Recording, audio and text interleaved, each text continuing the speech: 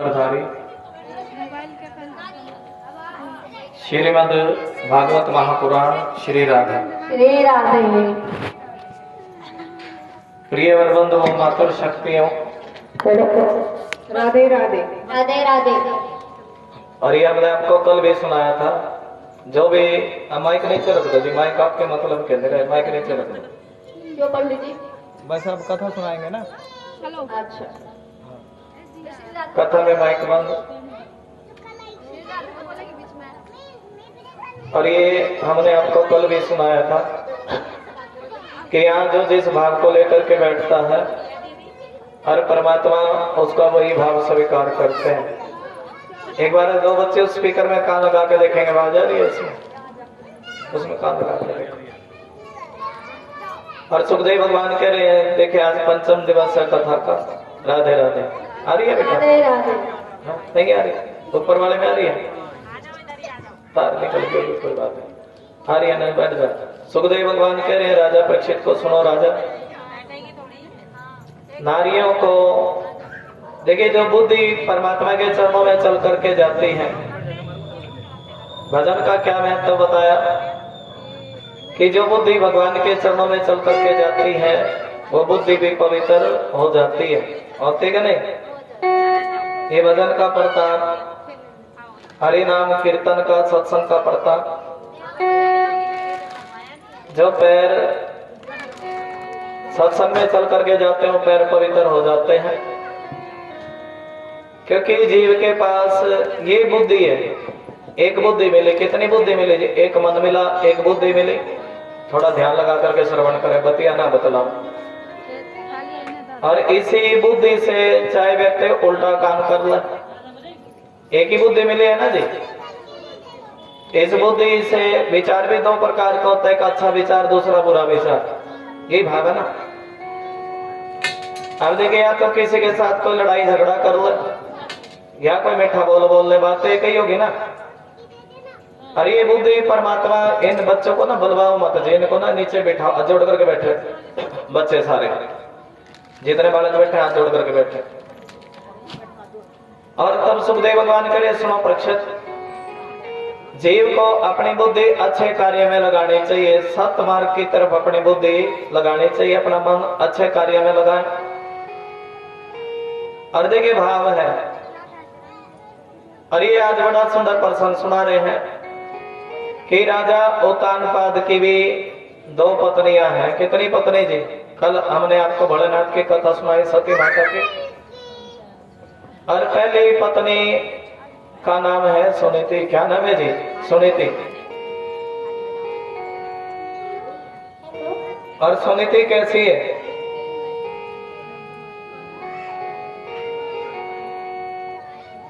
देखिए, सुनीति भगवान का भजन करती। क्या करती जी? परमात्मा का भजन करती सुनीति। और जहां कहीं भी सुनीति को पता लगता कि इस जगह पर कथा हो रही है या हरि नाम की चर्चा हो रही है, तब सुनीति सब काम छोड़ करके उस जगह पर जाती है। बोले सुनीति महारानी की जय हो। और देखिए, सत्संग का तो प्रताप बताया ना। कोई सच्चे मन से सत्संग में बैठ जाए, भगवान कहते मेरे चरणों में कोई 2 घड़ी पुनः आधी घड़ी, आधी से भी आधी घड़ी ध्यान लगा ले तो मैं उसका बेड़ा भव से पार कर देता हूं। और सुनीति देखिए बड़ा भाव है, सत्संग में जाती प्रेम भाव से। सत्संग का मतलब होता है मौन रह करके सुनना। ये नहीं है कि सत्संग हो रहे तुम चह कर रहे तो उसका लाभ नहीं होता। और संसार की बतिया ना बतला करके भगवान की कथा की तरफ ध्यान लगाना, इसको सत्संग बोलते हैं। यही तो भाव है ना, तभी तो पुण्य मिलेगा। तुम यहाँ सत्संग से, यहाँ हम बात बता रहे हैं, हम प्रवचन कर रहे हैं और तुम इधर उधर की बात बतला रहे हो तो उसका पुण्य क्या लेकर के गए? कुछ भी नहीं। और सत्संग होता है जो मौन रह करके सुना जाए और सिर्फ कथा को ही कान में डाला जाए, उसको सत्संग बोलते हैं। सुनिए, गुण सुनीति के अंदर है। और सुनीति का विचार बड़ा अच्छा, ये सभी का भला करती है। सत्संग में साधुओं ने बताया, संतों ने, कि कोई भी जीव मिले उस पर दया करना, उसका भला करना, ये नियम है जीव का, कर्तव्य भी है। हिंदू धर्म, सनातन धर्म कहता है सुनीति सत्संग में जाती, सत्संग सुनती, अच्छी ज्ञान की बातें ढूंढती, और कोई बात अच्छी ना लगे तो उसको इसी जगह पर छोड़ देती। ये भी देखे सुनने श्रोता का गुण होता है। बात अच्छी ना लगे तो उसी जगह पर छोड़ दो, और जो अच्छी बात लगे, जो आपके मन को भाए, उसको संग में लेकर के चले जाओ। यहाँ अगर दो चार अच्छी बातें भी तुम्हारे पल्ले पड़ गई तो समझ लो तुम्हारा प्रवचन सुनना सार्थक हो गया। सुनीति प्रेम से भाव से सत्संग करती है, प्रवचन करती है, और संतों के अंदर एक भाव होता है कि वो चेहरा देख करके पता लगा देते हैं कि इसको क्या चिंता है। मोबाइल छोड़ दे जी, राधे। चेहरा देख करके पता लगा लेते हैं कि इसको चिंता क्या है। संत को भी पता लगाते हैं ना। और संतों ने सुनीति का चेहरा देख करके देखे, सुनीति ने सत्संग सुना, प्रसाद मिला, संतों के चरण स्पर्श किए, और तब संतों ने पूछ लिया, सुनो सुनीति एक बात तो बताओ। देखिए कथा सुनने की चीज होती है। अब यहाँ पर कोई नाचने वाली तो बुला नहीं रखी हमने, आधो जी कितने अच्छे लगे, अब लगा क्यों जी। और कथा होती है सुनने की चीज। कैसे? देखिए कथा में से बीच में से उठ कर नहीं जाना चाहिए अगर कोई जरूरी काम ना हो तो। और देखिए कुछ करे, कथा में मन नहीं लगा, कथा तो ऐसी चीज है, कथा कल्याण के लिए सुनी जाती है, उद्धार के लिए सुनी जाती है, अपने मन को साफ करने के लिए।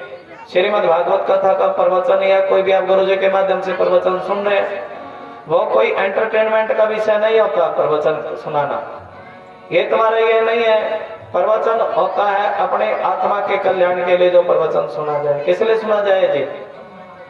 ये कोई एंटरटेनमेंट का विषय थोड़ी है भाई यहाँ कोई नाचने वाली है और अब तुम उसको नाच देखोगे। प्रवचन का विषय होता है अपनी आत्मा का कल्याण। किसका कल्याण जी? सुनीति प्रेम भाव से प्रवचन करती, संतों ने चेहरा देख करके बता दिया कि दिया सुनो सुनीति, अरे हमें तुम किसी बात से चिंतित दिखाई देती हो, अपनी चिंता का कारण बताओ। तुम सत्संग में आती हो, प्रेम भाव से सत्संग सुनते भी हो। तब सुनीति कहने लगी सुनो संतो क्या बताऊं।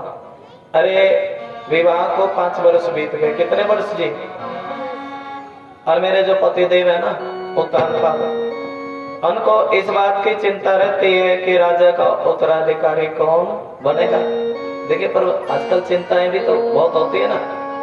चाहे चिंता करने का विषय भी ना हो तभी भी जीव चिंता करने लगता है।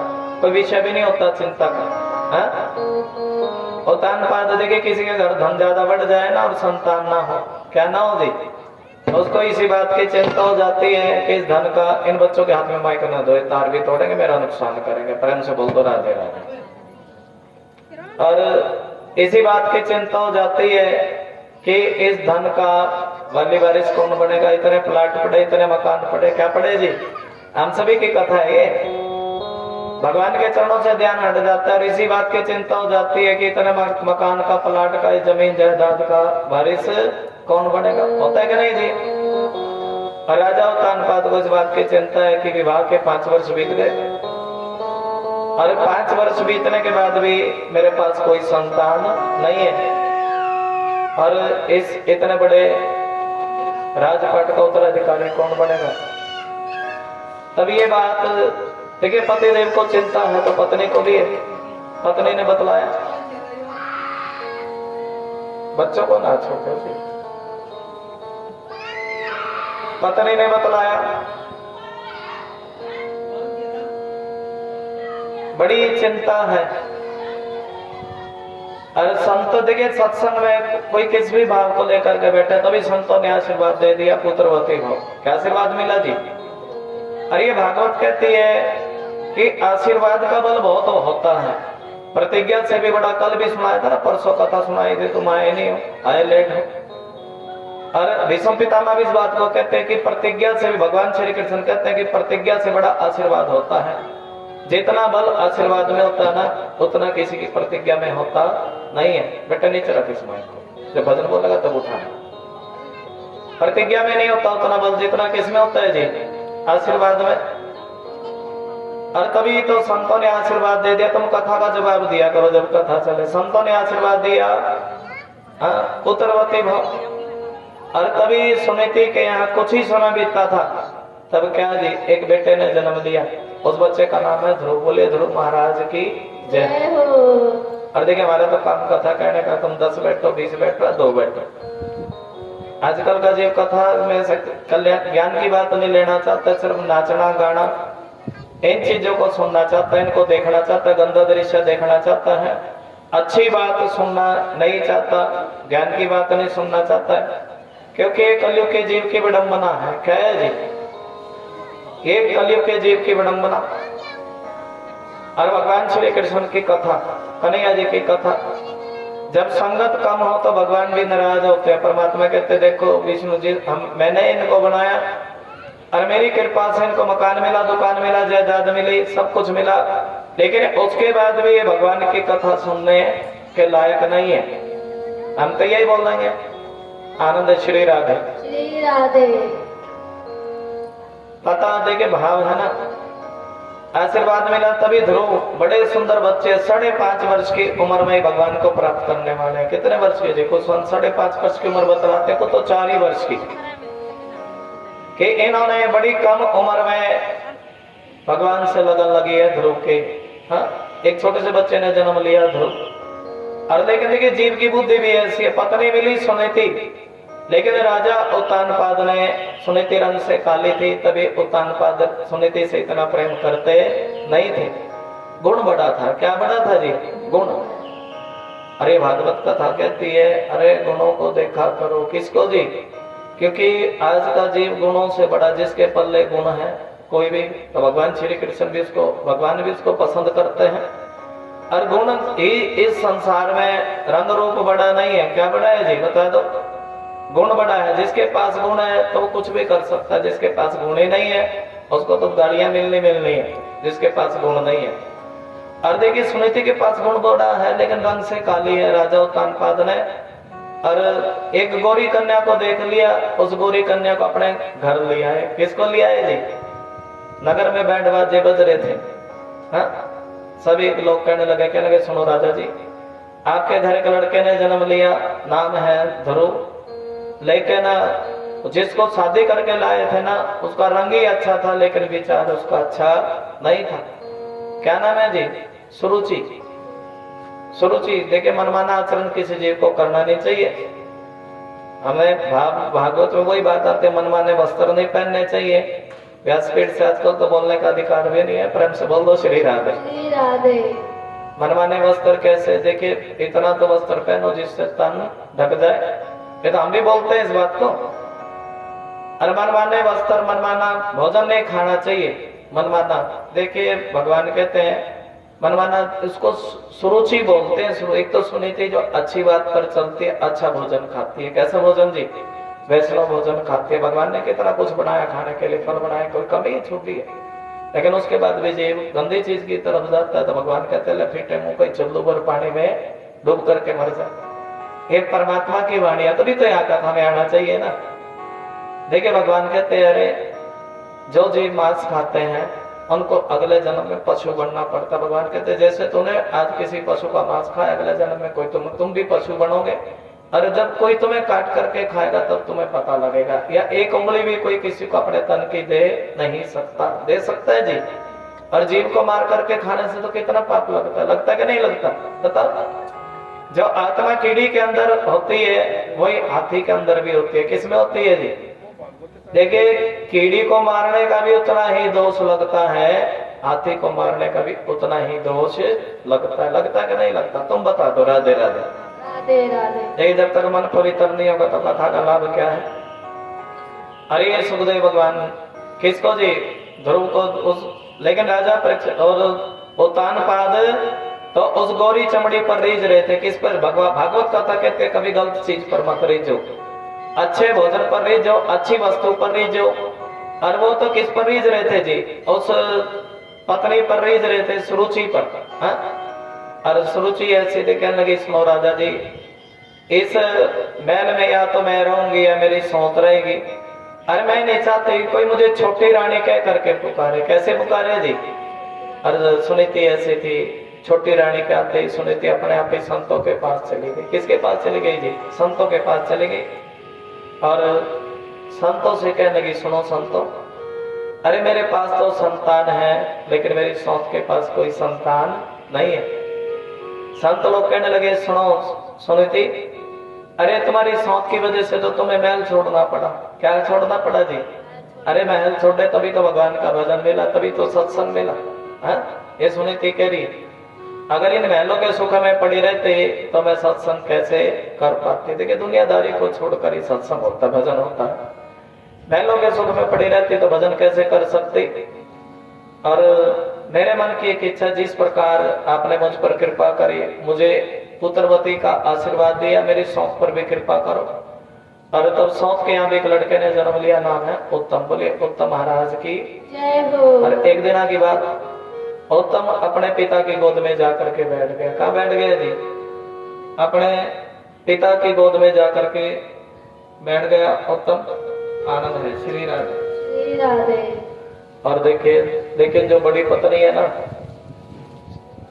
सुरुचि से सहन नहीं हुआ, क्योंकि आनंद है। श्री राधे। उत्तम अपने पिता की गोद में जाकर के बैठ गया, और जब उत्तम बैठे, उत्तम के साथ ही आनंद है। श्री राधे। श्री राधे। उत्तम के साथ ही ध्रुव भी अपने पिता की गोद में बैठ गया। बोले ध्रुव महाराज की जय हो। क्योंकि ध्रुव जानते थे कि ये उत्तान पद मेरे पिता है। कौन है जी? ध्रुव भी जाकर के बैठ गया।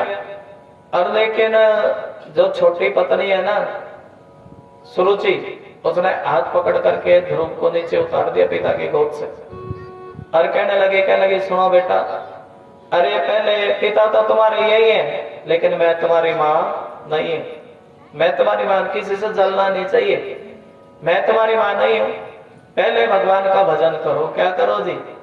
पहले परमात्मा का भजन करो। जब तुम भगवान का भजन करोगे तुम्हें मेरी कोख से जन्म मिलेगा। अच्छा कौन कह रही है जी? सुरुचि। और उसके बाद जब मैं तुम्हारी माँ बनूंगी तब अपने पिता की गोद में बैठना। और ध्रुव तो राजा का लड़का है। किसका लड़का जी? राजा का लड़का। और यही बात ध्रुव के हृदय में घर कर गई। ध्रुव सोचने लगा, अरे पहले मैं परमात्मा का भजन करूंगा, और परमात्मा का भजन करके अपने पिता से भी बड़ा राजपाठ मांगूंगा। और ये बात ध्रुव के हृदय में घर कर गई। लेकिन माँ ने बाजू पकड़ करके नीचे उतार दिया। ध्रुव रोने लगे। छोटे से ध्रुव अपनी माँ के पास चले गए, सुनीति के पास। क्या लगे, सुनो माँ, अरे मेरी सौतेली माँ ने मुझे बाजू पकड़ करके नीचे उतार दिया, और मेरी माँ ने कहा बोला है कि पहले तुम परमात्मा का भजन करो, उसके बाद तुम्हें अपने पिता की गोद। और ये बात तो बिल्कुल सत्य वचन है। ये देखिए, जीव जब भगवान का भजन करेगा तभी भगवान की गोद मिलेगी, तभी परमात्मा का धाम मिलेगा। और ये जो पिता होते हैं ना, संसारिक रिश्ते एक जन्म के रिश्ते होते हैं। कैसे जन्म के जी? आप जानते हो ये आत्मा शरीर बदल लेती है, बदल करके जैसे शरीर मरता है तो आत्मा शरीर से निकल जाती है। और ये संसारिक रिश्ता एक जन्म का, जब जीव मरता है तो सारे रिश्ते खत्म हो जाते कि नहीं हो जाते? जवाब दो। और जब ये आत्मा और परमात्मा का रिश्ता जन्म जन्म का होता है। और सुनीति बड़ी प्रसन्न हुई, कहने लगी सुनो, अरे बिना भजन किए तो भगवान का धाम आज तक ना तो किसी को मिला है और ना ही किसी को मिल सकता। बोल दो राधे राधे, और बोल दो जय श्री कृष्णा। जय श्री कृष्ण। भगवान का भजन, देखिए छोटे से बच्चे भगवान का भजन करने के लिए चले, और माँ ने कह दिया देखिए अपने छोटे बच्चों को तुम परमात्मा का भजन करो। आजकल तो भजन करना सिखाते ही नहीं है। बच्चे को कोई कहता ही नहीं बेटा परमात्मा का नाम भी लिया कर, 2 घड़ी सुमरन किया कर। क्या किया कर जी? कहना चाहिए ना बच्चों को कि थोड़ा सुमरन कर लिया कर, भजन कर लिया कर। हम भी कोशिश करते हैं अपने बच्चों को समझाने की, बेटा थोड़ा थोड़ा भजन भी किया करो। क्या किया करो जी? और मुक्ति का कितना सुंदर भजन है, सुना दे भजन। आनंद चौका था, मुक्ति का कोई तू जतन कर ले, और रोज थोड़ा थोड़ा हरि का भजन कर ले। संगत कर अच्छे लोगों की। कैसी संगत कर दी? संगत कर अच्छे। ये देखिए भजन कोई ऐसे होते हैं। ध्रुव को मंत्र मिला, ओम नमो भगवते वासुदेवाय। मंत्र का जब देखिए मंत्र से ध्यान लगता है। क्या लगता है जी? जब हम राधा राधा बोलते हैं तो ध्यान लगता है, कृष्ण कृष्ण बोलते हैं तो क्या लगता है जी? सारे बताओ, ध्यान लगता है। अरे मंत्र बोलते हैं ओम नमो भगवते वासुदेवाय, मंत्र दिया नारद जी ने ध्रुव को, और कह दिया सुना ध्रुव, अरे भगवान के मार्ग पर चलना, उसके पथ पर चलना बड़ा मुश्किल है। अनेक बाधाएं भगवान के मार्ग में आती हैं। जब कोई चलता है जी, बड़ी बाधाएं आती हैं। अभी तो तुम छोटे से बच्चे हो और तुम्हें परमात्मा का भजन करने के लिए अपना खेल कूद छोड़ना पड़ेगा। लेकिन बच्चा खेल कूद में मस्त रहता है। तब ध्रुव ने कह दिया था, नारद जी मेरे मन में एक ही भाव है कि मैं भगवान का भजन करके उसका धाम प्राप्त करूंगा और मैं अपना खेल कूद भी छोड़ने के लिए तैयार हूं। देखिए 5.5 साल के बच्चे ने खेल कूद छोड़ करके और ध्रुव टीले पर जा करके जो गुरुजी ने जो मंत्र दिया उस मंत्र का जाप कर ओम नमो भगवते वासुदेवाय, ओम नमो भगवते वासुदेवाय, ओम नमो भगवते वासुदेवाय। और इस प्रकार तपस्या कर रहे, पहले बेर का फल खा करके जाप किया ओम नमो भगवते वासुदेवाय, ओम नमो भगवते वासुदेवाय। 3 दिन पे बेर का फल खाते और इस तरह कितने 3 महीने तक क्या करिए जी, आराधना करी। 3 महीने तक 3 दिन पे बेर का फल खा करके 3 महीने तक मंत्र का जाप किया। बहुत बड़ी बात है कि नहीं। और उसके बाद सोचने लगे और आहार कम करूं, ताकि और देखिए आहार कम करके जब भजन किया जाता है तो भजन में मन ज्यादा लगता है। अब तो तुलसी का पत्ता खा करके मंत्र का जाप करने लगे हैं ओम नमो भगवते। 3 महीने फिर बीत गए। बोले ध्रुव महाराज की जय हो। अब तो तुलसी का पत्ता खाना छोड़ दिया, सिर्फ वायु का सेवन करके 3 महीने तक वो भजन किया ओम नमो भगवते वासुदेवाय। अब तो देखिए वायु का सेवन भी बंद कर दिया और विष्णु भगवान सोचने लगे ऐसा मेरा भगत है। कैसा भगत है जी, जिसने सब कुछ मेरे लिए त्याग किया। और तभी विष्णु भगवान उस बच्चे का दर्शन उस बच्चे को दर्शन देने के लिए नहीं गए। और क्योंकि सच्चे मन से ध्रुव लगे, बड़ी कम उम्र में भजन करने के लिए लगे हैं, परमात्मा उस बच्चे को दर्शन देने के लिए नहीं गए, भगवान विष्णु खुद चल करके उस बच्चे का दर्शन करने के लिए गए। ऐसे ही देखिए परमात्मा, ऐसे भगवान श्री कृष्ण। और ध्रुव भगत परमात्मा की झांकी मन में लिए हुए भजन करता है ओम नमो भगवते वासुदेवाय, ओम नमो भगवते वासुदेवाय। और परमात्मा ने दर्शन दिया और वही तो मन के अंदर बैठे हैं, बाहर भी कौन दिखाई दिए जी, भगवान विष्णु दिखाई दिए।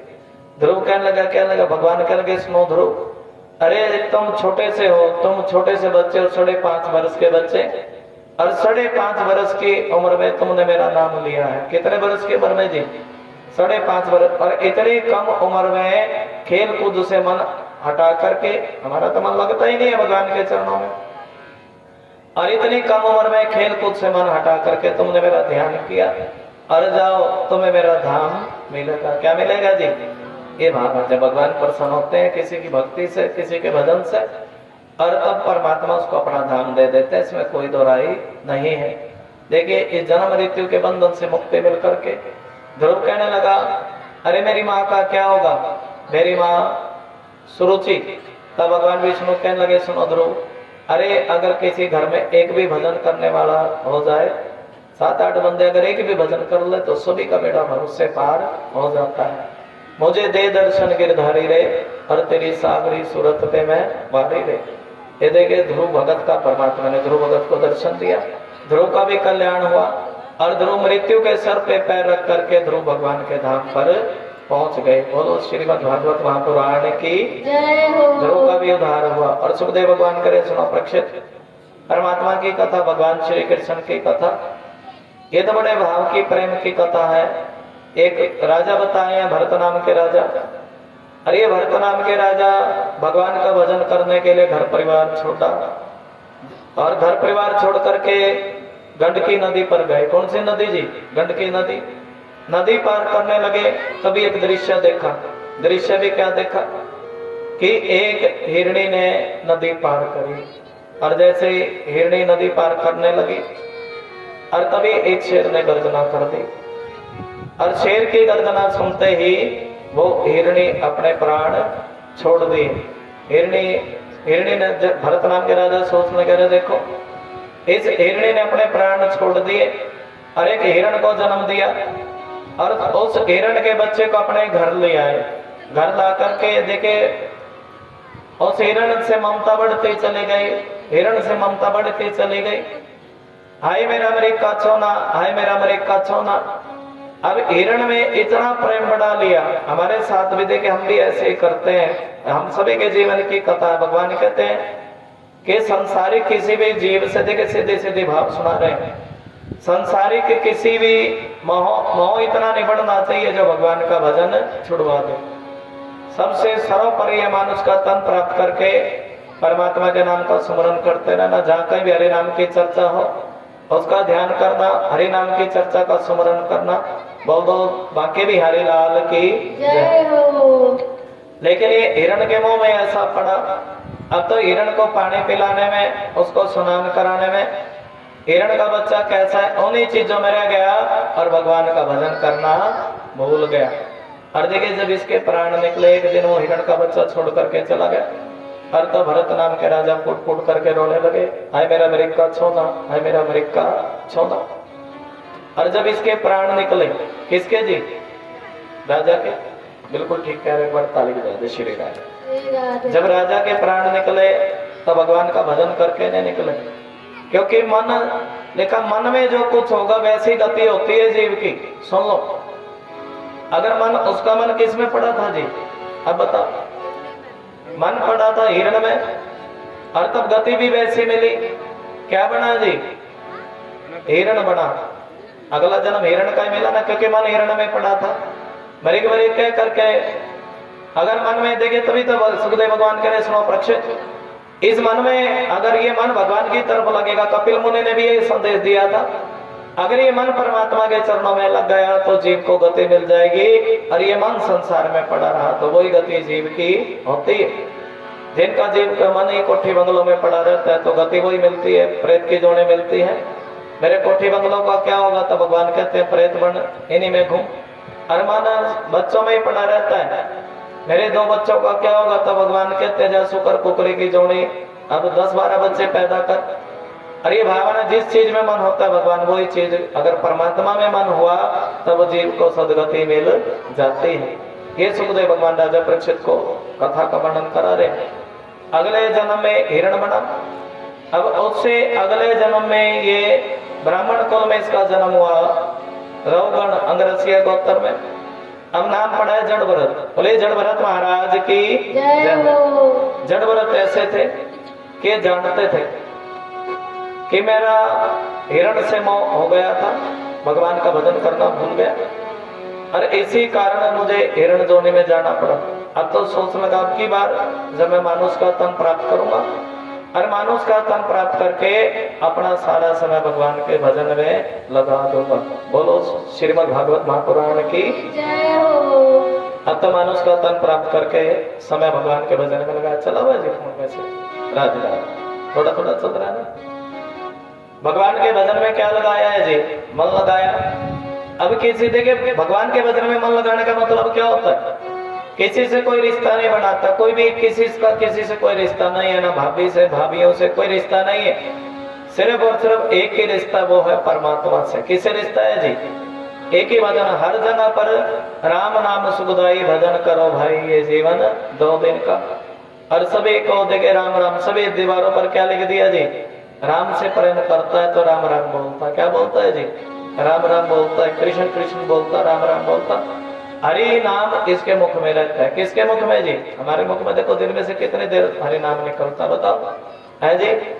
थोड़ा विचार करके बताओ। देखिए हम अपने पर ही विचार कर रहे हैं, शरीर तो मर जाना है लेकिन विचार आत्मा का है। किसका विचार जी? कितनी देर राम नाम निकलता है दिन में? नहीं निकल पाता ना। ये भाव है, बोल दो राम राम। राधे राधे। अरे जड़भरत राम राम बोलने में, लेकिन पर संसार वाले ताना मारते कि पागल हो गए, 24 घंटे राम राम बोलता है। कोई काम धंधा संसार के किसी काम धंधे में इसकी रुचि नहीं है, इसकी ड्यूटी खेतों में लगाई जाए, खेतों में ड्यूटी लगाई। सुनो जड़भरत तुम्हें चिड़िया उड़ानी है। क्या उड़ानी है जी? अरे ये तो जानता है चिड़िया उड़ाने की ड्यूटी मिली और मालिक कह के गया कि एक भी अन्न का दाना चिड़िया खाने ना पावे।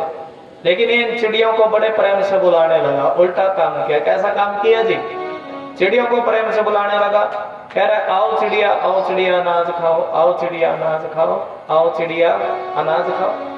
अब देखिए इस प्रकार जब चिड़ियों को बुलाया तो सब के सब चिड़िया इकट्ठी हो गई, सारा अनाज खाने लगी, भजन बोलने लगा, राम जी की चिड़िया, राम जी का खेत। चिड़िया बस समझते राम जी की चिड़िया, राम जी का खेत, और खाओ खाओ चिड़िया भर भर पेट। थोड़ी देर में घोड़े आए तो अनाज घोड़ों को खिला दिया। और थोड़ी देर में कौन आया जी? मालिक आया, उस खेत का मालिक आया। अरे जड़व्रत, मैं तुम्हें चिड़िया उड़ाने के लिए कह के गया था और तुमने क्या कर दिया? और तुमने तो सारा ही अनाज चिड़ियों को खुआ दिया और डंडे मार करके जड़व्रत को खेत से बाहर निकाल दिया। बोल दो श्री राधे। श्री राधे। क्या क्या मार कर दी? डंडे मार करके खेत से बाहर निकाल दिया जड़व्रत को। हाँ, डंडा मारा। अरे भाव, हाँ? राम जी की चिड़िया, राम जी का खेत, सारे बोल पढ़ो। राम जी के चिड़िया, राम जी का खेत, खाओ खाओ चिड़िया भर भर पेट, खाओ खाओ चिड़िया भर भर पेट। राम जी की चिड़िया, राम जी का खेत, खाओ खाओ चिड़िया भर भर पेट। थोड़ा भाव प्रेम से बोल देंगे। राम जी की चिड़िया, राम जी का खेत, खाओ खाओ चिड़िया भर भर पेट। राम जी की चिड़िया, राम जी का खेत, खाओ खाओ चिड़िया भर भर पेट। राम जी की चिड़िया, राम जी का खेत, खाओ खाओ चिड़िया भर भर पेट। राम जी की चिड़िया, राम जी का खेत, खाओ खाओ चिड़िया भर भर पेट। थोड़ी ताली जाकर के भाव का भाव बोलेंगे। श्री राधे। श्री राम राधे। जी की चिड़िया, राम जी का खेत, खाओ खाओ चिड़िया चिड़िया भर भर पेट, खाओ खाओ चिड़िया भर भर पेट। अब क्या कहना था? राम जी की चिड़िया, राम जी का खेत, और खाओ खाओ चिड़िया भर भर पेट। अब देखिए, चिड़िया तो ऐसे होती है, एक ही बार में ज्यादा सा आना सारा। मालिक आया और मालिक ने जड़व्रत को डंडे मार करके खेत से बाहर निकाल दिया। जाओ जड़व्रत, तुम किसी काम के नहीं हो। मैं तुम्हें चिड़िया उड़ाने के लिए कह के गया था, तुमने सारा उल्टा काम कर दिया। बोल दो राधे राधे। श्री राधे। जय श्री कृष्णा। जय श्री बोल पड़ा कृष्ण। करो, जुबान को खोला करो। बोल दो जय श्री कृष्णा। जय श्री कृष्ण। अभी कलयुग में क्या बताया? कलयुग केवल नाम धारा। राम नाम जितना, कृष्ण कृष्ण जितना मुख से निकलेगा तो बहुत से बेड़ा पार हो जाएगा। अब मालिक आया और डंडे मार करके जड़व्रत को खेत से बाहर निकाल दिया। और एक काली माता के मंदिर में डाकू लोग, कुछ डाकू लोग थे, जड़व्रत से सोच लगे हम इसकी बलि देंगे। क्या देंगे जी? बड़ा मोटा ताजा, हमें ऐसा लगता है कि खाता खाता काम कुछ करता नहीं है, इसकी बलि ही दे देंगे। और काली माता तो ऐसी होती है, काली जयकारा काली मैया का। देखिए, अपने भक्तों की रक्षा करती है माता रानी, भक्तों की रक्षा करती है और दुष्टों को मार गिराती है। रण में कूद पड़ी महाकाली, भावन सुना? और रण में कूद पड़ी महाकाली। काली माता देखिए, जड़व्रत काली माता की कृपा से वहां से तो बच गए। कहां से बच गए जी? वहां से बच गए काली माता की कृपा से। और लेकिन जिस हिरण के साथ इनका मोह था, उस हिरण ने अभी तक इनका पीछा नहीं छोड़ा है? और वो हिरण राजा बना। क्या बना जी? प्रेम से बोल दो राधे राधे। थोड़ा कथा और सुनो, क्या बना है जी? वो हिरण क्या बना जी? राजा बना। और एक दिन राजा के मन में विचार आया कि मैं किसी संत का संग करूं। किसका जी? किसी ज्ञानी पुरुष का संग करूं। लेकिन अभी तक कोई ज्ञानी पुरुष नहीं मिला, कोई संत नहीं मिला।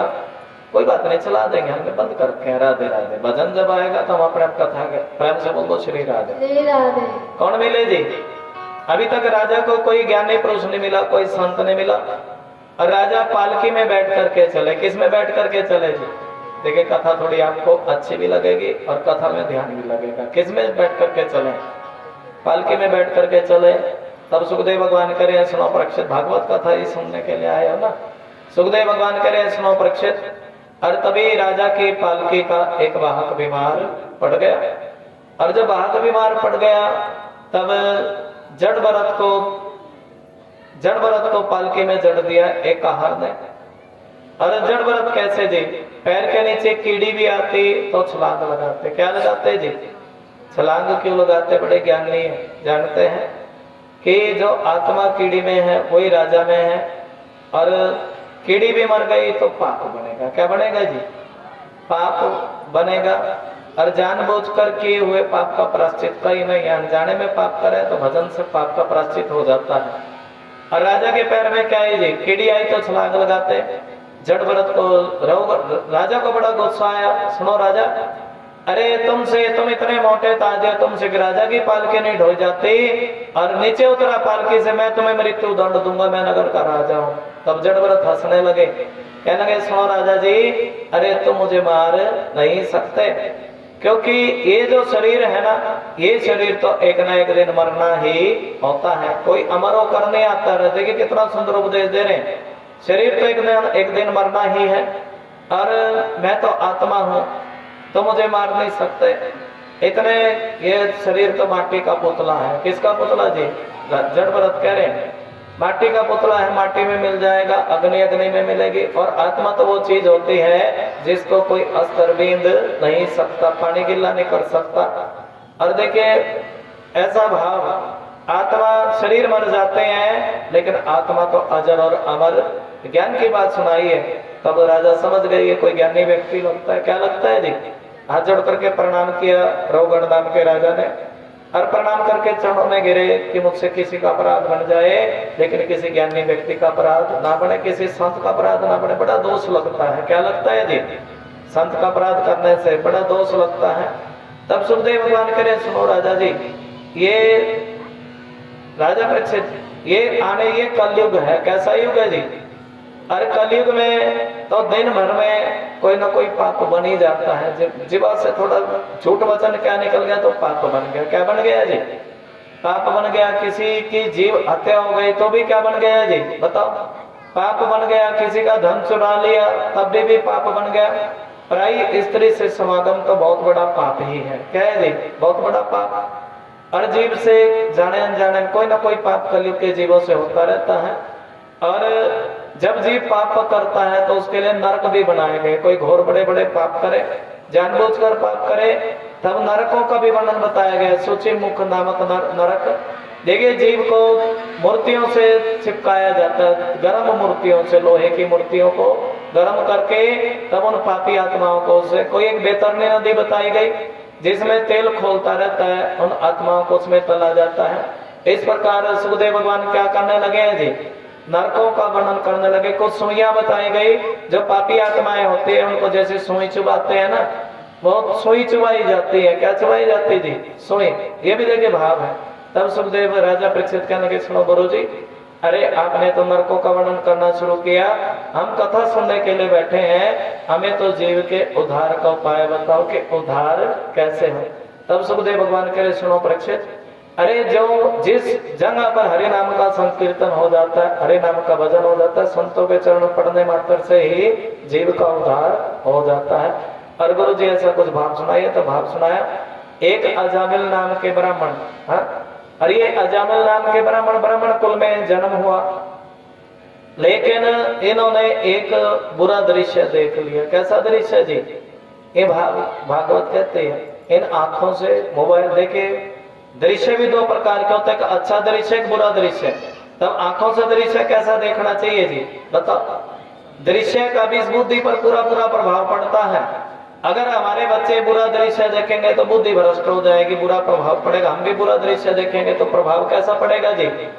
ये भागवत इस बात को कहते हैं। अजामिल ने दृश्य क्या देखा कि एक विषय को सुधर के साथ देख लिया, और उससे ही उसकी बुद्धि भ्रष्ट हो गई। बुद्धि भ्रष्ट होने में 1 सेकंड लगता है, पाप मन में आने में 1 सेकंड लगता है, पुण्य में बड़ा समय लगता है। कोई पुण्य की बात बड़ी देर में आती है कलयुग में, लेकिन पाप जल्दी बुद्धि में बैठ जाता है। बोल दो वाक्य भी हरिलाल की जय हो। और देखिए भाव, जैसे बुरा दृश्य देखा तो उस विषय को अपने घर ले आए।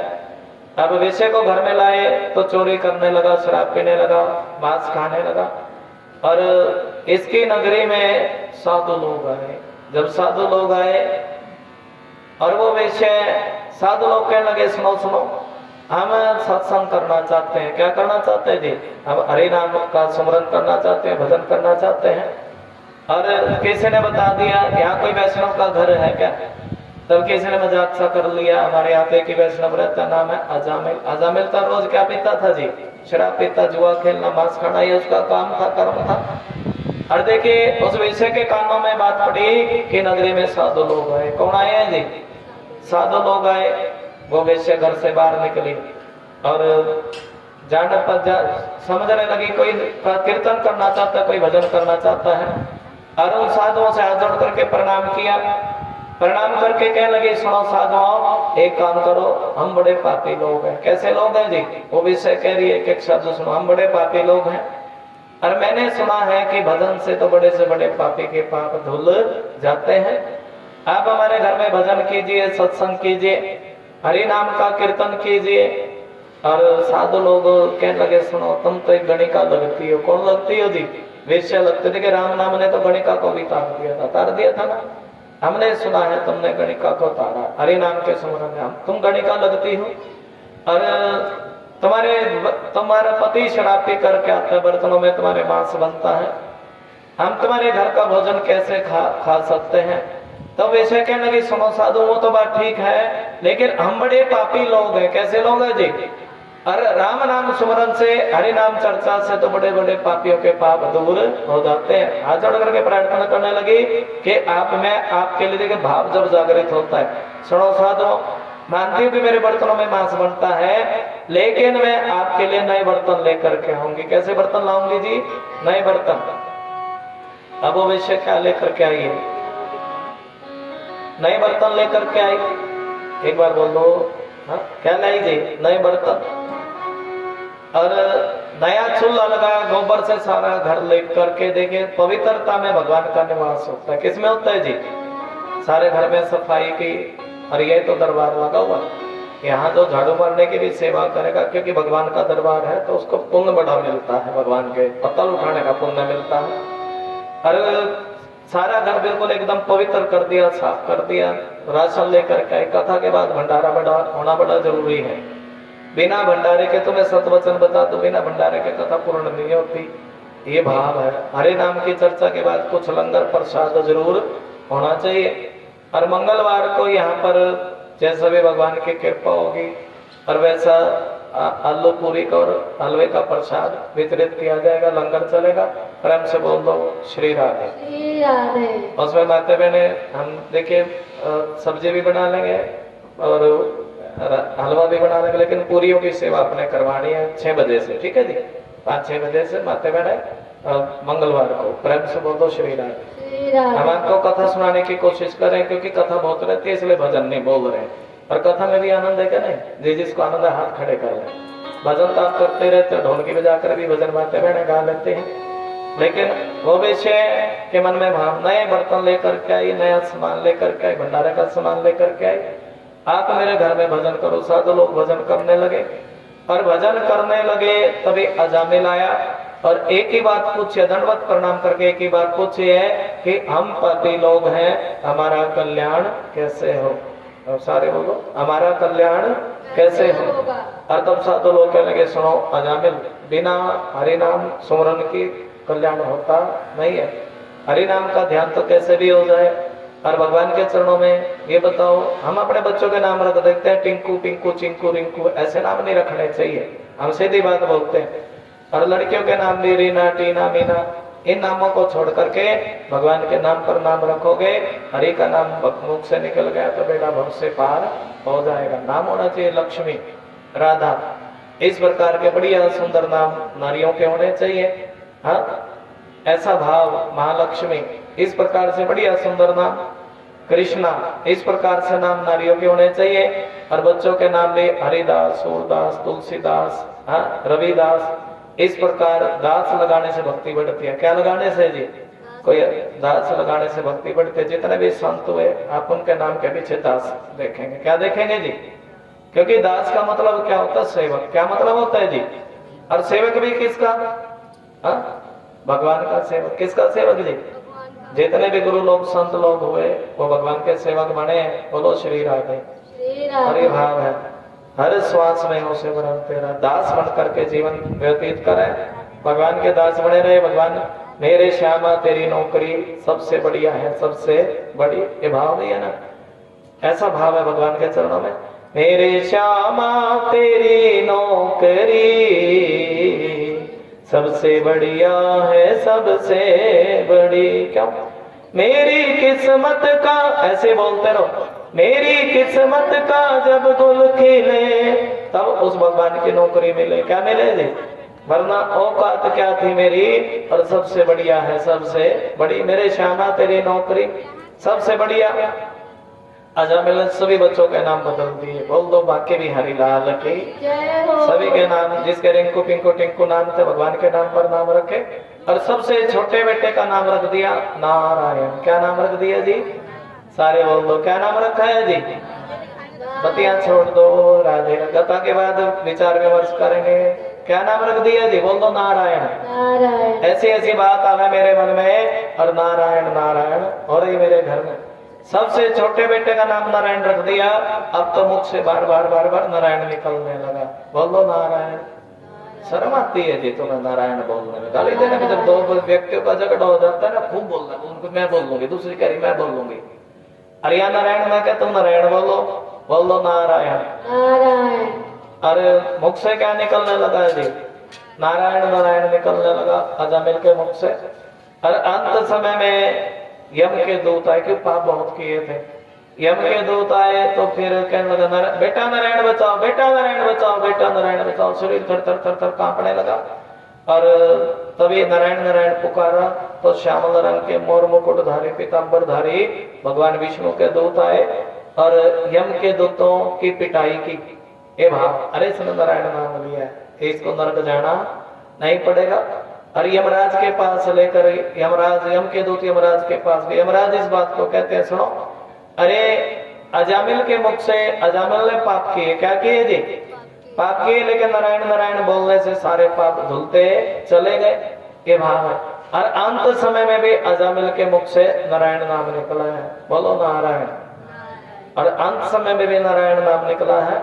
तो नारायण नाम की महत्ता यही है कि इसके नारायण बोलने से अब सारे पाप धुल गए हैं और अब अजामिल को नरक जाना नहीं पड़ेगा। ये भाव है। देखिए भगवान कोई भी किसी राक्षसी कुल में पैदा होकर भी अगर भक्ति भगवान विष्णु के चरणों में हो जाए, विष्णु भगवान की कृपा होती है। इस बात की साक्षी भागवत कथा है। प्रहलाद जी 4 भाई हैं। कितने भाई जी? 3 भाई तो राक्षसी प्रवृत्ति के हैं, लेकिन प्रहलाद ने अपनी माँ के गर्भ में ही श्रीमद् भागवत कथा का श्रवण कर लिया था। और नारद जी ने क्या दुख हो, प्रहलाद की माँ को क्या सुनाई है श्रीमद् भागवत कथा। क्या दुख हो, देखिए भगत नहीं है भगवान की। जो भागवत कथा का एक बार भी श्रवण कर ले सच्चे मन से तो विष्णु भगवान की भक्ति उसके मन में बैठ जाती है। और हिरण्याकश्यप ब्रह्मा जी की आराधना करने के लिए चले, सोचने लगे कि मैं अमर होने का वरदान प्राप्त करूंगा। कैसा जी? अमर होने का वरदान प्राप्त करूंगा। और तभी नारद जी तोता बन करके बैठे हैं हिरण्याकश्यप के कान पर और नारायण नारायण बोलते हैं। और तभी ये अपने घर वापस आए। पत्नी ने पूछा वापस क्यों आए? तभी ये कहता भगवान क्या बताऊं, एक तोता ऐसा आया जो बार बार बार बार नारायण नारायण बोलता। पत्नी ने तो कथा सुनी है। क्या सुनी जी? अच्छा पतिदेव, ये नारायण नाम बड़ा मीठा है, एक बार बता दो कि वो तोता क्या कह रहा था। अरे भगवान, वो तोता नारायण नारायण कह रहा था। अब तो सेवा करने लगी है। मन में विचार किया कि अपने पति के मुख से नारायण नाम लिवाऊंगे। अभी आप बताया था ना, पति को भी लाया कर, तुम कोशिश कर दो, क्या नहीं हो सकता। अपने पति के मुख से भी नारायण नाम लिवाऊंगे। देखिए वो तो राक्षस ही है, अपने पति की सेवा करने लगी। पति देव, मेरे मन की इच्छा कि एक बार आप भी नारायण बोल रहे। तब हिरण्याकश्यप भी नारायण नारायण बोलने लगा। अब तो चरणों की सेवा करे, नारायण नारायण बोलने लगा। सारी रात नारायण नारायण बोला। प्रहलाद जी माँ के गर्भ में है और प्रहलाद तो अपनी माँ के गर्भ में ही श्रीमद् भागवत कथा का श्रवण किया। तब ये भगत पैदा हुआ। राक्षसी कुल में भी क्या पैदा हुआ जी? भगत। और जैसे ही गुरुकुल में गया, गुरुकुल के बच्चों से कहने का, सुनो बच्चों, अरे वो परमात्मा हम सभी को ढूंढ लेते हैं, लेकिन हम उस परमात्मा को ढूंढ नहीं सकते। और तुम इस सब को छोड़ करके भगवान का ध्यान लगाओ। ये जीव दिन भी बेकार कर देता है, मोह माया के चक्कर में पड़ के रात्रि भी सोने में गुजर जाती है, लेकिन भगवान का भजन नहीं कर सकता। अगर तुम्हारा कोई है तो वो गोविंद ही है। श्रवणम कीर्तनम विष्णु स्मरणम, जहां पे भी हरि नाम की चर्चा सुनने के लिए मिले, प्रहलाद जी के हरि नाम की चर्चा सुननी चाहिए, भगवान के नाम का कीर्तन करना चाहिए, विष्णु भगवान का ध्यान करना चाहिए। अर्चनम वंदनम दासम संख्यम आत्म निवेदनम, अर्चनन हाथ जोड़ करके प्रणाम करें, वंदन करें, दास बन करके भक्ति करें, अपने आप को परमात्मा के चरणों में समर्पित कर ले। प्रहलाद जी कह रहे हिरण्यकशिपु आया, सुनो प्रहलाद तुमने गुरुकुल में क्या सीखा? तब प्रहलाद कह रहे हैं सुनो पिताजी आप भी भगवान का भजन करें। अपने पिता से कह रहे हैं, किससे जी? हिरण्यकशिपु से। हिरण्यकशिपु ने तो प्रहलाद को हाथ में से नीचे भगा करके मारा। अरे ये हमारे कुल में कहां से कलंक पैदा हो गया है, एक काम करो प्रहलाद को पहाड़ों से नीचे गिरा दो। और किससे नीचे गिराया जी? प्रहलाद को पहाड़ों से नीचे गिरा दिया। हाँ, पहाड़ों से नीचे गिराया प्रहलाद को, लेकिन भाव है जाको राखे साइया मार सके ना कोई। अरे जिसकी रक्षा वो भगवान करते हैं उसको कोई मारने वाला नहीं है। बोल दो श्री राधे। और जहरीले सर्पों से कटवाया, और सर्प भी क्या बने जी? भगवान के मित्र बने हैं। एक बार बोल दो श्री राधे। श्री राधे राधे। सर्प भी क्या बने हैं जी? भगवान के मित्र बने। ये कृपा है परमात्मा की। काल कोठड़ी में बंद कर दिया, और काल कोठड़ी में 6 महीने बंद रहे। कितने महीने बंद रहे जी? 6 महीने। लेकिन 6 महीने के बाद भी विष्णु भगवान की कृपा से मोटे ताजे होकर के निकले। हिरण्यकशिपु दुबला पतला हो गया, अरे मैंने इसको काल कोठड़ी में बंद कर दिया था, लेकिन उसके बाद भी मैं दुबला पतला हो गया। जो हिरण्यकशिपु को चिंता है ना, क्या है जी? चिंता है। और प्रहलाद को कोई चिंता नहीं है। प्रहलाद तो मोटे ताजे होकर के पैदा हुए, बड़े मोटे ताजे हो गए प्रहलाद। ये भाव भगवान के चरणों में, ऐसा भाव। और हिरण्यकशिपु ने ब्रह्मा जी की आराधना करी। होलिका ये कहने लगी भाई तुम चिंता क्यों करते हो? अरे मुझे तो वरदान प्राप्त है, जो कोई मेरी गोद में बैठेगा जल करके भस्म हो जाएगा। अरे काम करना, तुम चारों तरफ से आग लगा देना। प्रहलाद को होलिका की गोद में बिठाया, चारों तरफ से आग लगाई। परिणाम क्या हुआ? होलिका तो जल गई, और लेकिन प्रहलाद का कोई बाल भी बांका ना कर सका।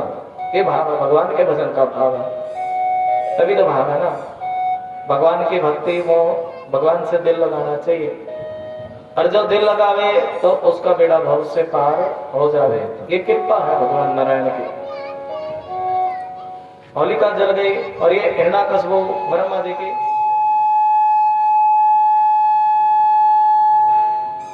जी की आराधना करने के लिए चला है हिरण्यकशिपु।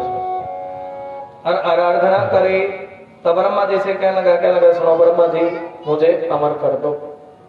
ब्रह्मा जी कहने लगे देखो जब मेरी दाढ़ी सफेद है तो तुम्हें अमर कैसे कर सकता हूँ, और कुछ वरदान मांग लो। तभी इसने एक नहीं अनेक वरदान मांगे। वरदान मांगा, ना दिन में मरूं ना रात में मरूं, ना बाहर मरूं ना भीतर मरूं, ना किसी अस्त्र से मरूं ना किसी शस्त्र से मरूं, ना नर से मरूं ना नारायण से मरूं। 12 में ब्रह्मा जी तो वरदान चौंक गए। कोई बात नहीं, तुमने मेरी आराधना की है, और बड़े तुम्हारे शरीर का भी कंकाल बन गया, तुम्हारे सारे वरदान विष्णु भगवान पूरे करेंगे। और तभी सभी से कह इतने वरदान मिले, तब कहने लगा कोई विष्णु का स्मरण नहीं करेगा। ये राक्षसी बुद्धि ऐसी होती है ना, हिरण्यकशिपु करे, कोई विष्णु का ध्यान नहीं करेगा। हर कोई नाम जपेगा तो मेरे नाम का भजन करेगा। अब देखिए इतना सभी से कहने लगा मैं भगवान हूँ। प्रहलाद ने कह दिया सुनो पिताजी आप भगवान नहीं है, अरे मेरे जो परमात्मा है ना, मेरे परमात्मा तो कण कण में निवास करते हैं, लेकिन आप कण कण में निवास करते नहीं है। हाँ, आप कण कण में निवास नहीं करते। अरे तो हिरण्यकशिपु कहने लगा सुनो प्रहलाद, अगर तुम्हारे भगवान कण कण में निवास करते हैं, और क्या तुम्हारे भगवान इस सिमट के खंभे में भी रहते हैं? तब प्रहलाद कहने लगे हाँ पिताजी, अरे मेरा जो भगवान है ना, मेरा भगवान इस सिमट के खंभे में भी रहता है। किस में रहता है जी? सिमट के खंभे में। और ध्यान लगा करके देखा जैसे प्रहार किया सिमट के खंबे से नरसिंह भगवान प्रकट हुए। बोलो श्री राधे। श्री राधे राधे। ये बच्चे एक भजन पर नाच करके हाजिरी लगाएंगे। एक बार ताली बजा दें के श्री राधे राधे। मोहन से दिल क्यों लगाया है, ये मैं जानूं या वो जाने। थोड़ी ताली बजा करके भजन का आनंद लेंगे और हाथ खड़े करके प्रेम से बोल दो श्री राधे। श्री राधे। मोहन से दिल क्यों लगाया है, ये मैं जानूं या मोहन से दिल क्यों लगाया है, ये मैं जानूं या वो जाने। मोहन से दिल क्यों लगाया है, ये मैं जानूं या वो